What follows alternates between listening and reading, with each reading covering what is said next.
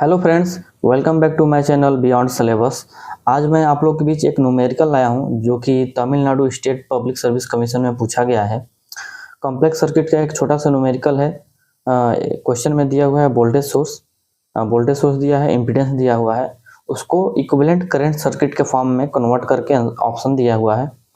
तो एग्जैक्टली हमें चूज करना है कौन सा ऑप्शन करंट सोर्स के रूप में सही है। ठीक है, वोल्टेज सोर्स के केस में देखिए सीरीज में लगा हुआ है, और जब करंट सोर्स में हम लोग चेंज करते हैं वोल्टेज सोर्स को तो इम्पीडेंस हमेशा पैरेलल में लगता है। ठीक है, इस चीज़ को ध्यान देना है। ऑप्शन भी सभी पैरेलल में है। ठीक है, अब इम्पीडेंस का वैल्यू देख लेते हैं, सब में सेम है ऑप्शन में, तो इम्पीडेंस तो चेंज नहीं हुआ है, लेकिन करंट सोर्स का वैल्यू हमें बदला हुआ दिख रहा है ऑप्शन में। तो आइए फाइंड आउट करते हैं करंट सोर्स। ठीक है, करंट सोर्स निकालने के लिए क्या चाहिए, फार्मूला होता है I = V/Z।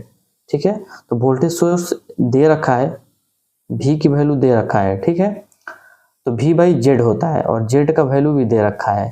ठीक है, लेकिन Z का वैल्यू कॉम्प्लेक्स फॉर्म में दे रखा है, तो इसको हम नॉर्मल फॉर्म में लाएंगे। ठीक है, तो Z का जो फार्मूला हो जाएगा Z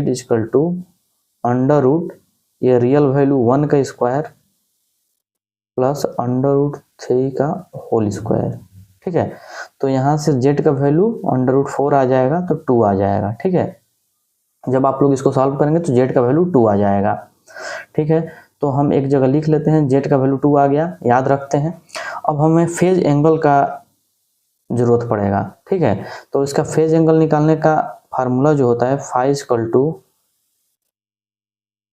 tan inverse complex value का जो इमेजिनरी वैल्यू होता है और रियल वैल्यू, उसका रेशियो होता है √3/1। ठीक है, तो tan जब उस tan को हम दूसरे साइड ले जाएंगे तो देखेंगे कि फाई का वैल्यू 60 डिग्री आ जाएगा। क्यों? क्योंकि √3 tan 60 डिग्री की वैल्यू जो होती है √3 होती है, तो यहाँ पर फाई का वैल्यू 60 डिग्री आ गया। और हमारा जो इम्पीडेंस है वो 2 ऑलरेडी निकाल कर रखे हैं, 2।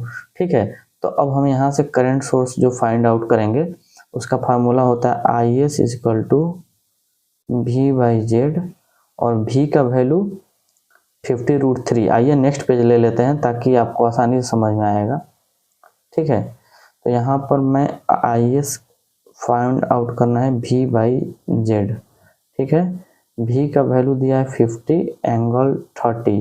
ठीक है, और हमारा इम्पीडेंस 2 निकला है और उसका एंगल निकला है 60 डिग्री।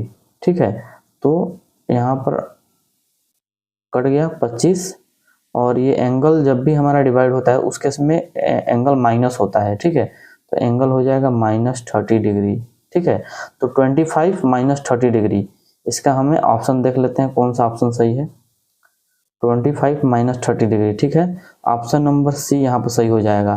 25 - 30 डिग्री यहाँ पर दिया हुआ है, और पैरेलल में 1 + J√3, ये हमारा कॉम्प्लेक्स सर्किट बन गया। ठीक है, पैरेलल में, तो इसको ऐसे सॉल्व करना है। ओके।